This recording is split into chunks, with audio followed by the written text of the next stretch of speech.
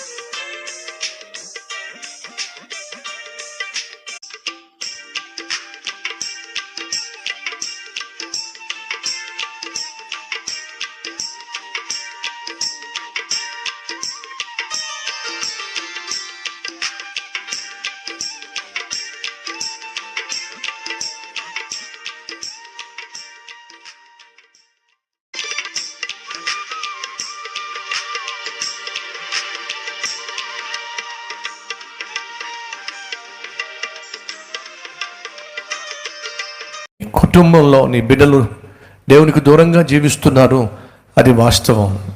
ఎందుకని నీకు అసలు భారం లేదు? తల్లి, నీ బిడ్డలు చెడిపోతున్నారు, రోజు రోజుకు దేవునికి దూరం అయిపోతున్నారు. ప్రార్థించవేమిటి? కన్నీరు గార్చవేమిటి? దేవుని సన్నిధిలో మోకరించవేమిటి? ఓ ప్రశ్నను వేనిస్తారా? మీ పిల్లలకు ఆరోగ్యం బాగాలేదనుకోండి, బాగా జ్వరం వచ్చిందనుకోండి, ఒళ్ళు కాలిపోతుందనుకోండి, పక్కనే పారాసెటమాల్ ట్యాబ్లెట్ ఉంది, అది వేస్తే జ్వరం తగ్గుతుంది అని మీకు తెలుసు అనుకోండి. తెలిసినా సరే ఉన్న మందులు వేయకుండా నువ్వు కాముగా కూర్చున్నావంటే నువ్వు తల్లివేనా? బిడ్డకు ఆరోగ్యం బాగలేదు, అల్లాడిపోతున్నాడు, ఏ మందులు వేస్తే ఆరోగ్యం కుదుట పడుతుందో నీకు తెలుసు.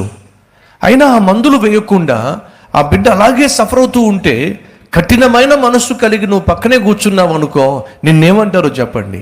కసాయి తల్లి అంటారు, కసాయోడో అంటారు. ఈరోజు నీ బిడ్డలకు, నీ కొడుక్కి, నీ కూతురుకి పట్టిన వ్యాధి ఏంటో తెలుసా? పాపము. శరీర సంబంధమైనటువంటి వ్యాధి శరీరానికి రోగాన్ని తీసుకొస్తుందేమో, కానీ ఆత్మకు పట్టిన వ్యాధి బిడ్డను నరకానికి చేరుస్తుంది, శాశ్వతము నరకంలో కాలిపోయే విధంగా చేస్తుంది. అడుగుతున్నాను, నీ కుమారునికి కానీ నీ కుమార్తెకి కానీ అనారోగ్యం వస్తే తల్లడిల్లిపోతావే, అల్లాడిపోతావే. ఒకవైపు ప్రార్థన చేస్తూ మరోవైపు ఎంతోమంది వైద్యుల దగ్గర తీసుకెళ్తావే. నీ శక్తికి మించినప్పటికీ కూడా వైద్యం చేయిస్తావే, అప్పు చేసి మరి మందులు కొంటావే, ఆపరేషన్ చేయిస్తావే, ఇలా తపత్రయపడతావు కదా. మరి నీ కుమారుడు నీ కుమార్తె దేవునికి దూరం అయిపోతున్నప్పుడు, పాపానికి చేరువైపోతున్నప్పుడు, నరకపు పొలిమేరల్లో వాళ్ళు నడుస్తున్నప్పుడు, తిరుగుతున్నప్పుడు ప్రార్థించవే? మందులు వేస్తే రోగం తగ్గుతుంది అని నీకు తెలిసి మందులు వేయకుండా ఉండగలవా? ఉండలేవే. మరి ప్రార్థన చేస్తే నా ప్రభు జవాబిస్తాడు అని తెలిసి కూడా నువ్వు ప్రార్థన చేయవే?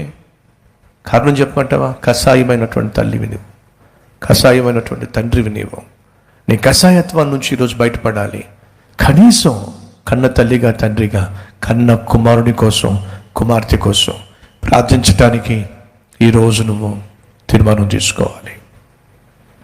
మొదటిగా నీలో మార్పు రావాలి. ఆ మార్పు నీ బిడ్డలు చూడాలి.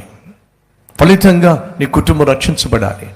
అదే మనం చూస్తున్న 3వ సాక్ష్యంలో భర్త వ్యభిచారి, త్రాగుబోతాడు, ఎవరినో నమ్మి అప్పు చేసి ఎక్కడికో వెళ్ళాలని ప్రయత్నం చేసి కుటుంబాన్ని కుప్పగూలు చేసుకున్నాడు.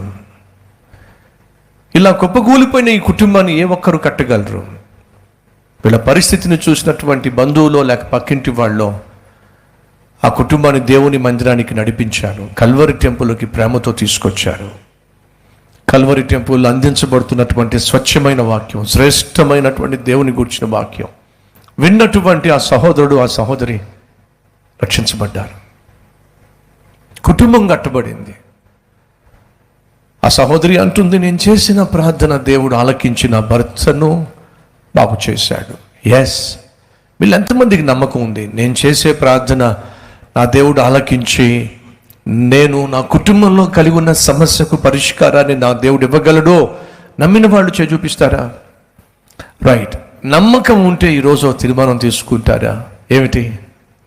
నా కుటుంబం క్షేమం కోసం, నా కుటుంబ రక్షణ కోసం, నా బిడ్డల రక్షణ కోసం నేను తప్పక ప్రతిరోజు మోకరించి ప్రార్థన చేస్తాను అని తీర్మానం తీసుకునే వాళ్ళు ఎవరిని ఉంటే ఒకసారి చూపిస్తారా? చెయ్యి బాగానే చూపిస్తున్నారు, కానీ నిజంగా ప్రార్థన చేస్తారా? ఈరోజు ఒక మాట ఇస్తారా?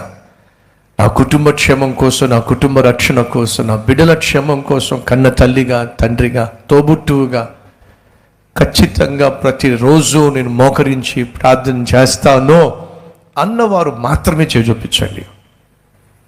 Thank you brothers and sisters.